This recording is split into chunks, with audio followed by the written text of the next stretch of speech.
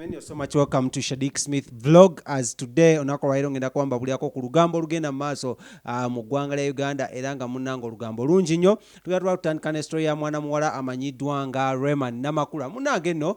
Rema Namakula Kyaddaaki Fresh Jajja Bakkaanyizza ne Rema Namakula ayimbe ku mukolo gwe ogenda okubeerawo ng'ennaku z'omwezi 21 ogwa November wali side za wali e Nabbingo mu maka g'abazadde be. Wenjogerera abo abagenzi naye maka ga mama we eyamukuza era nga munnange bino byonna byabadde wali ku mukolo ogw'eggaluga okwabadde omukulu yabadde yali mu kuwasa era nga munnange ali mu kwanjula mukyala we amanyiddwa nga Anet. Kati munnange nno bino byatuusewo olunaku lwadde lwa weekend ku Lwomukaaga naye nga wenjogerera Rema ye asuuliridde okuba nga azaala. Oshitegedde bunyo era nga munnange Rema Namakula wabaddeyo mukyala amanyiddwa nga Stabua Natolo wabaddeyo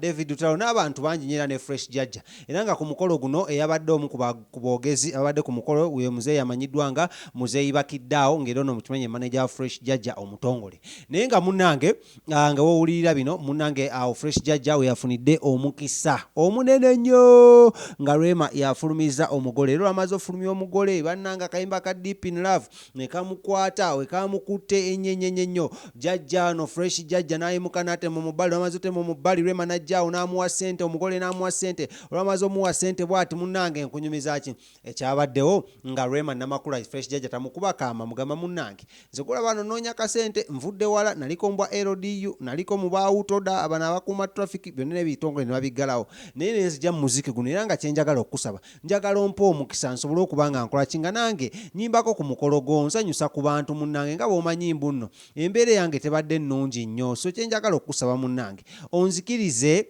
nyimbe ku mukolo gwo era omukolo gwo munnange ndeke kuba nga ndekebwa bbali bikozi kimanyi bantu manyi abagagga bagenda obbeerayo era munnange bw'otanzikirize kubeerayo munnange nange simanyi munnange namugamba naye nekyala ndaba gundi gomese eno ezimbyemukko namugamba awo kirowoozaako kikolwema munnange nsonga za Ssebunya zatankola nagamba ki Ssebunya alina byankola ne byankola ebingi ennyo kati awo nange sina kyakola kyakwogera wabula ky'oba omanya ensonga zo zigenda bulungi nnyo mu maaso naye nga olaba ebifaananyi ebyo byadde ku mikolo Rema Namakula Fresh Jajja Stabua Natolo David Utalo nga basanyusa abagenyi waliwo twabadde mu maka g'omugagga omu eggaluga sijja mwogera linnya kubanga munnange abagagga bano bagagga bange tebaagala boogera bannya naye nga gwayagala okuba nga oyogerako nange mu butongole enamba yange eri 0755 31 17 31 0755 31 eyo osobola okuba nga onfuna ate nga twogera ne Fresh Jajja kyeyekola e Kampala kati omulaba Fresh Jajja ekintu kino wakikubye baba n'okiteeka ku level ndala anyway byebyo era njagala okuyozaayoza mwana muwala amanyiddwa nga Rema Namakula kubanga olubuto luviiriddeyo ddala nga kati ensonga nga bwe ziri munnange zigendera ddala mu maaso Rema kyateekola buli wagenda ayongera kulumya Eddie Kenzo tunaabawulira naye nga kwebale nnyo Rema kukkaanya nakukkiriza Fresh Jajja kujja akyamula abantu lumemba yali agenda kuba nga akola ki ng'ayimbisa mwana muwala amanyiddwa nga Juliana Kanyomoozi yekka nga yagenda okuba nga akola ki ng'ayimba ku mukolo gwe naye Kyaddaaki yakkiriza ne mwana muwala amanyiddwa nga Fresh Jajja abeere nga akola ki asanyusa abantu ku mukolo guno so bitu bibadde amanya ddoboozi ndi King Smith nga bulijjo okuba nga akutuusaako byonna ebigenda mu maaso wano mu ggwanga lya Uganda n'emirirwano naye nga congratulations Rema Namakula apona olubuto olwo ate ne Fresh Jajja okuba nga omukkiriza ajja asanyusa abantu ku mukolo gwo.